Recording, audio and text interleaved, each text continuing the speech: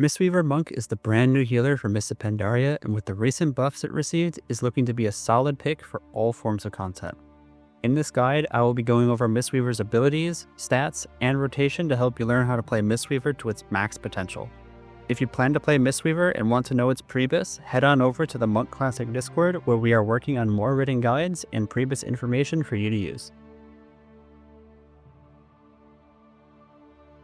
Before we get into our abilities, let's cover resources real quick.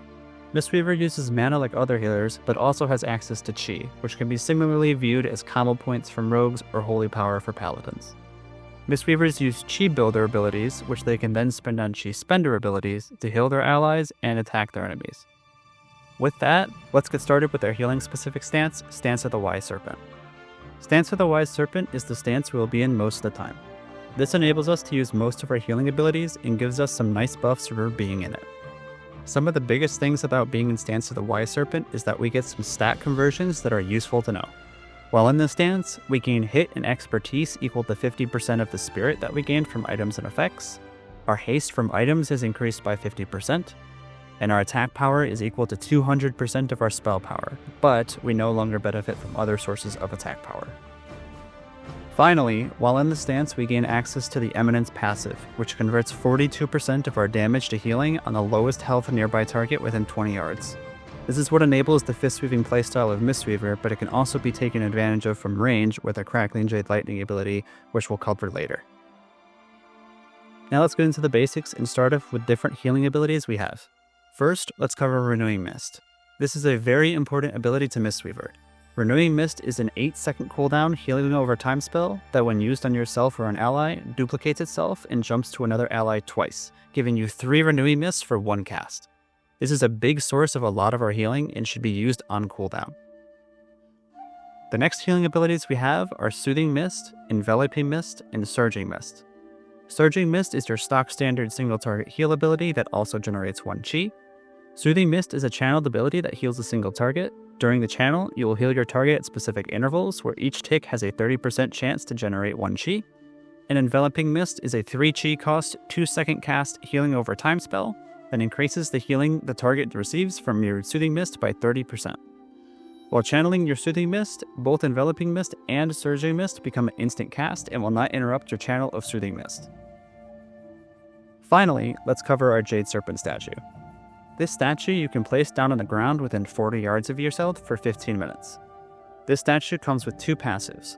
First, it will also have the Eminence passive from our Stance of the Wise Serpent. This means your statue will also heal an ally target for 42% of the ability damage you do. Because of this, placement of your statue is important and is best placed between your melee and ranged players. The statue will also cast a Soothing Mist whenever you are casting a Soothing Mist onto an injured ally within 40 yards. Making sure you always have your statue down is important, so you aren't missing out on the extra big healing that it will provide. Now let's cover our damaging abilities that can heal allies with our Eminence from our Stance of the Wise Serpent and Jade Serpent statue. First, let's cover our melee abilities, with Jab, which is our filler chi builder ability that does very minimal damage, but it generates a chi. The cost of Jab is kinda high, so it's not recommended that you spam this ability, but when we press Jab, we are also activating our passive ability, Muscle Memory. Muscle Memory causes our next Tiger Palm or Blackout Kick to deal 150% increased damage and restore 4% mana. Because of this, we always want to use Jab followed by either Tiger Palm or Blackout Kick, so we aren't wasting these procs. Try not to double press Jab, as then you are just wasting mana. Next, we have Blackout Kick and Tiger Palm, which are both chi spenders and costing 2 and 1 chi. Tiger Palm hits 1 enemy for decent damage and grants us a 20-second buff that causes us to ignore 30% of the enemy's armor. This is a buff we want active at all times and should be used at least every 20 seconds to do so. Blackout Kick, with the power of our Teaching of the Monastery passive, hits the main target and up to 4 additional targets for 50% of the main target damage. When we Blackout Kick, we also gain Serpent's Zeal, which is the same as Eminence, but instead of ability damage healing allies, it causes our auto attack damage to heal allies for 25% that lasts 30 seconds. Finally, we have our Spinning Crane Kick ability. Spinning Crane Kick is our AoE ability that deals damage to all nearby enemies and also heals all nearby allies for a decent amount of mana cost. If it hits at least 3 targets, we also generate a chi from using it. Because of this, it should only really be used in situations where you're able to hit 3 targets, but in those situations, it is a very good ability to spam. Now that we know what our basic abilities are, let's go over when we are going to use them. First, let's start out with our basic fist-weaving melee rotation. Due to Jab's mana cost, it isn't something we want to just spam to generate chi. We also want to be conscious of the buffs our Tiger Palm and Blackout Kick are giving us to make sure that they are always up. So, because of this is what we want to do. Renewing Mist first, then Jab, then Tiger Palm, then Jab again, and then Blackout Kick. This is typically what we want to do as an open into combat. It gets our Renewing Mist rolling immediately, which also gives us an extra chi, and then we generate another chi with Jab, also activating our muscle memory, into getting Tiger Palm to get our 30% defense ignore buff going. Then we Jab again into a Blackout Kick, as we will then have 2 chi, to get Serpent's Zeal going as well. Remember, do not press Jab twice in a row, because then you are missing out on muscle memory mana back. After our opener, our filler just turns into spamming Jab into Tiger Palm. This is a mana efficient filler rotation that we use while we're casting our other healer abilities in between. After we have pressed Tiger Palm 5 times and have gotten 5 stacks of Vital Mists, we also gain a free instant cast of Surging Mist. This should really be the only time that you should be pressing Surging Mist, as it's not really worth doing it outside of the free instant cast. Speaking of our healing abilities, let's move on to the rest of those and when we press them. Our Renewing Mist is something we want to always be using off cooldown, as it is a big portion of our healing. It's also important to keep up because of our ability Uplift, which is a 2 chi cost ability that heals all allies with an active Renewing Mist. Let's quickly go over how we use Uplift. If you have your haste correctly at about 4,719 outside of Serpent stance, your Renewing Mist duration should be about 18.85 seconds, which should make this a lot easier. With our Renewing Mist cooldown being 8 seconds, we want to do this. We're going to be starting our ramp with the Renewing Mist. We're going to say at 0 seconds. And then at 8 seconds, we're going to make sure we use our Renewing Mist off cooldown. And then again at 16 seconds, again Renewing Mist as well. Once our third Renewing Mist jumps 3 times, our first one is going to be close to expiring and we want to extend it. We can do this with Thunder Focus T, which is a 1-cost 45-second cooldown. Thunder Focus T will empower our next Uplift to extend the duration of all of our active Renewing Mists back to their original duration of 18.85 seconds, allowing us to then repeat what we just did, but with even more Renewing Mists already out. Ideally, we want to do this in preparation for a big burst of raid damage coming, and if done correctly, we can peak at about 18 Renewing Mists out and get about 2 Uplifts off before they run out. The full cycle would look like this. In between these different Renewing Mists, we're still pressing our other abilities like our melee rotation or maybe healing with Soothing Mist, but for the most part, this is going to be what your ramp looks like and you're going to try to get it off at these intervals. Now that we have covered Renewing Mist and Uplift, let's try and cover our other healing spells and short cooldown abilities. Soothing Mist and Enveloping Mist work hand in hand and should really only be used if a single target, typically a tank, is taking a lot of damage and needs a lot of healing. Expel Harm is a cheap self-heal ability that also generates 1 chi and does a small amount of damage to a nearby enemy. If you're not at full HP, this is a great button to press as it'll help you get back to full, generate chi, and do a little bit of damage. Mana Tea is our mana recharging ability that generates us 5% of our mana back for each stack that we consume. We gain stacks of Mana Tea by consuming 4 chi for 1 stack. We also have a chance to gain 2 Mana Tea charges when consuming 4 chi equal to our crit chance. This is something that you'll do mid-combat when you're low mana and there's not a ton of healing go out. You'll start channeling your Mana Tea and you'll notice your mana regenerating quite fast. Finally, let's cover Roll. Roll is a base monk ability, but it's a very useful movement ability that allows us to roll a short distance, and it has 2 charges on a 20-second cooldown. This is something that you can use to get places fast when you need to, or just dodge abilities. Now let's cover Mastery alongside Healing Spheres quite quickly because frankly they don't really matter that much. Healing Spheres are green spheres in the ground that heal you or an injured ally if they walk through them, and they stay on the ground for about 30 seconds. If nobody walks through them, then they explode, healing for about 50% of the normal healing that they would do if somebody walked through them. This is something that most people don't really interact with, and therefore it's not really worth investing our stats into our Mastery for making this better or even using the active ability to place one down. Now let's move on to our talents. On our first row, we have two options that we can use in Tiger's Lust or Celerity. Tiger's Lust is an instant cast ability with a 30-second cooldown that you can use on yourself or an ally that instantly clears the target of all immobilizing and movement impairing effects and increases their movement speed by 70% for 6 seconds.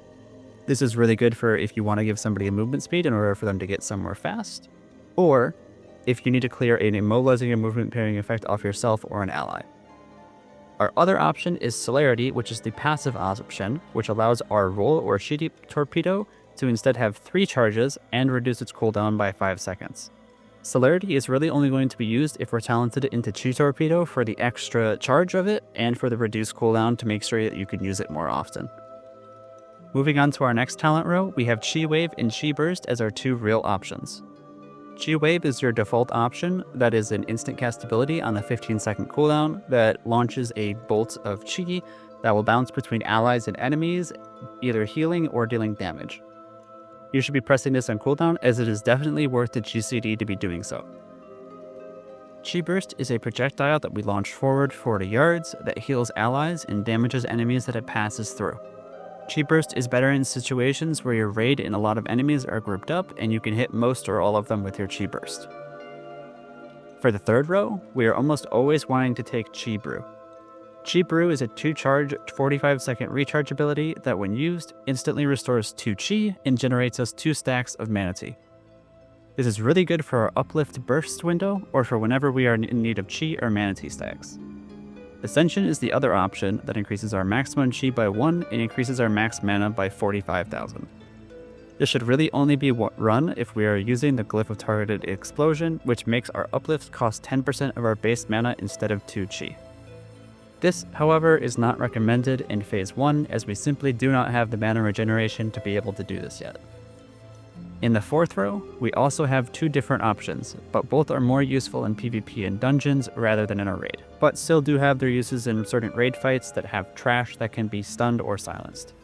Ring of Peace forms a zone around you that instantly silences all enemies inside for 3 seconds and also disarms them for 4 seconds. If any of the enemies attack or cast a harmful spell while inside, they are disarmed for an additional 4 seconds or silenced for an additional 3 seconds. This lasts for 8 seconds and is a 45-second cooldown that is very powerful in PvP and has its uses in dungeons.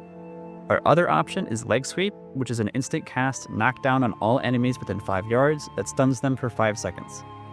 While also on a 45-second cooldown, this ability is very useful for dungeons when you have a lot of enemies grouped up so that you can effectively disable all of them for 5 seconds. In our fifth row, we have 2 different defensive options to choose from depending on the situation. Dampen Harm is a 1 minute 30-second cooldown ability that causes the next 3 attacks to you within 45 seconds that deal damage equal to 20% or more of your total health to be reduced by half. This is a very good cooldown against powerful boss abilities that would deal a large chunk of damage to you. And our second option is Diffuse Magic, which is a 1 minute 30-second cooldown as well, that reduces all spell damage taken by 90% for 6 seconds and clears all magical effects on you, reversing them back to their original caster if within 40 yards and if it's possible. This is a really cool defensive ability for PvP or against any boss that deals a large amount of magic damage. For our final talent row, all options are viable depending on the situation. Rushing Jade Wind replaces Spinning Crane Kick that does what Spinning Crane Kick does, but for 5 seconds, and you can cast other abilities during its duration. This is good for AoE situations like dungeons where you can group up a lot of enemies. Next is Zuen, which is a 3-minute cooldown that summons Zuen as a pet for 45 seconds, and he deals damage to a primary target and nearby enemies within 10 yards. This is an option you want to go for when you want more DPS to help out with your raid, or in dungeons. Zuen also triggers Eminence, so while he does his damage, he is also constantly healing the raid each time he does damage. Finally, we have Chi Torpedo. Chi Torpedo turns our roll ability into Chi Torpedo, which causes us to torpedo further than a roll, but also damages enemies and heals allies in our path. While converting one of our movement abilities into a healing cooldown isn't ideal, this does heal quite a lot if your raid is grouped up, specifically in a 25-ban raid. You can also press your keybind for walking to shorten the distance that you would travel to a couple yards instead of the large distance that it would normally do. Mistweaver is equipped with a couple raid cooldowns that help out our raid, although they are kinda lacking compared to other healers like Discipline Priest and Restoration Shaman. They have their niches and are very good for the scenarios that they excel in. First, let's talk about Revival. Revival is a 3-minute cooldown instant cast ability that heals everybody in your party or raid within 100 yards for a large amount of healing, and cleanses them of any harmful magic, poison, or disease effects. This is a good panic button if your whole raid is low on HP, or a good raid-wise cleanse when that scenario appears. Life Cocoon is a 2-minute cooldown that instantly shields an ally for a large amount of damage and increases all periodic healing taken by 50% for 12 seconds. This is a good emergency save ability if somebody is taking a lot of damage, or a big shield in preparation for somebody that's about to take a lot of damage. Zen Meditation is a 3-minute cooldown channeled ability that reduces all damage taken by 90% and redirects to you up to 5 harmful spells cast against party or raid members within 30 yards for 8 seconds. The channel is broken if you take any melee attack damage though. This is a good damage mitigation tool that you can use to mitigate a large damaging attack to you and a small amount of nearby allies. This is a really good cooldown for stoking abilities, so be prepared to be assigned to do so. Now let's talk about personal defensive cooldowns. In this, we have Fortifying Brew and Nimble Brew. Fortifying Brew is a 3-minute instant cast cooldown that increases our health by 20% and reduces incoming damage taken by 20% for 20 seconds. This is a really good defensive ability for drawn-out damage being taken in PvP and PvE. Nimble Brew is a 2-minute instant cast ability that cleanses you of all root, stun, fear, and horror effects, and reduces the duration of future such effects by 60% for 6 seconds. This has its niche in PvE, but is really good in PvP.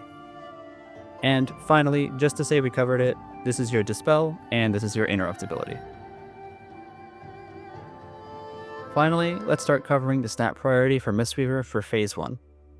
The stat priority goes as follows: 4,719 haste, then your Spirit Breakpoint, which is about 5,000 Spirit, then Crit, then Spirit over 5,000, then Haste over 4,719, and then Mastery. Make sure to use the Reforger to help hit the Haste and Spirit Breakpoints, and then you can dump all of your extra stats into Crit. Ideally, you want to get as close to 4,719 haste without being under it to maximize your stats. Mastery is something we really don't care about, so reforge any mastery on your gear into haste, spirit, or crit, depending on what you need.